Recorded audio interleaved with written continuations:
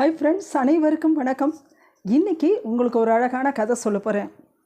ஒரு பெரிய ஊர் இருந்தது. அந்த ஊரில் கடிகார கோபுரம் ஒன்று இருந்தது. அந்த கடிகாரத்தை பார்த்துட்டு தான் எல்லோரும் என்ன பண்ணுவாங்க, அவங்கவுங்க வேலையை பார்ப்பாங்க. ஸ்கூல் பிள்ளைங்க என்ன பண்ணுவாங்க, அதை பார்த்துட்டு தான் ஸ்கூல் போவாங்க. அப்புறம் விவசாயிகள்லாம் அந்த கடிகார மணியை பார்த்துட்டு தான் வேலைக்கு போவாங்க. அதுக்கப்புறம் இந்த கட்டட வேலையெல்லாம் பார்ப்பாங்க இல்லையா, அவங்கெல்லாம் என்ன பண்ணுவாங்க, அதிகாலையில் போகிறவங்க கடிகாரத்தை மணியை பார்த்துட்டு தான் போவாங்க. இப்படியாக அந்த கடிகாரம் மிகவும் பயனுள்ளதாக இருந்தது. ஒரு நாளைக்கு பார்த்தா அந்த கடிகாரம் ஒரு நிமிஷம் குறைவாக போக ஆரம்பிச்சிது. மக்கள் எல்லோரும் பார்த்துட்டு அவங்க கண்டுக்கவே இல்லை. அவங்க பாட்டு போயிட்டு இருந்தாங்க. சரி, ஒரு நிமிஷம் தானே, அப்புறம் பார்த்துக்கலாங்கிற மாதிரி அவங்க போயிட்டே இருந்தாங்க. அப்புறம் கொஞ்ச நாள் கழித்து பார்த்தா அது 1 மணி நேரம் தாமதமாக போயிடுச்சு. மக்களும் அந்த கடிகாரத்தை நம்பி போயிட்டே இருந்தாங்க. பார்த்தா 1 மணி நேரம் தாமதம் போனவங்கள எல்லாருக்குமே அது பிரச்சனையாக முடிஞ்சுது. இது மாதிரி தான் மக்களே, நம்ம வாழ்க்கையிலையும் நாம் செய்கிற சின்ன சின்ன தவறுகள் ஒரு பெரிய பிரச்சனையாக முடியும். ஒரு சின்ன பொய் சொல்கிறோன்னு வைக்க, அதுவே ஒரு பெரிய பிரச்சனையில் முடியும்.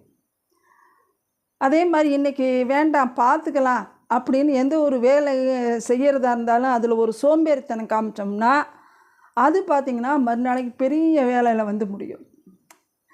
இப்படியாக நாம் செய்கிற சிறு சிறு தவறுகள் பெரிய பிரச்சனையெல்லாம் முடியும். இதுதான் இந்த கதையினுடைய கருத்து. அதனால் நாம் நமக்குள்ள ஒரு நல்ல பழக்க வழக்கங்களை மேம்படுத்தி கொள்ள வேண்டும். அதுதான் சரியான ஒரு தீர்வு.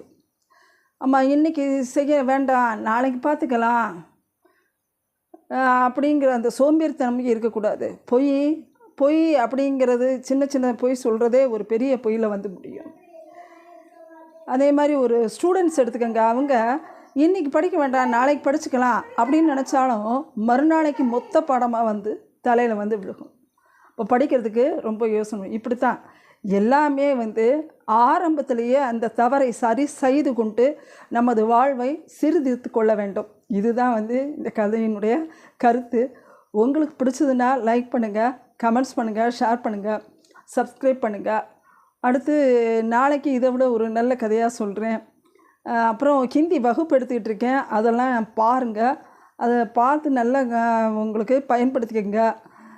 இந்த கதையும் வீடியோ போட்டிருக்கேன், 2 கதை வீடியோ போட்டிருக்கேன். அந்த கதையெல்லாம் கேட்டு பாருங்கள். ரொம்ப அருமையான கதை, நம்ம வாழ்க்கைக்கு தேவையான கதை. நன்றி.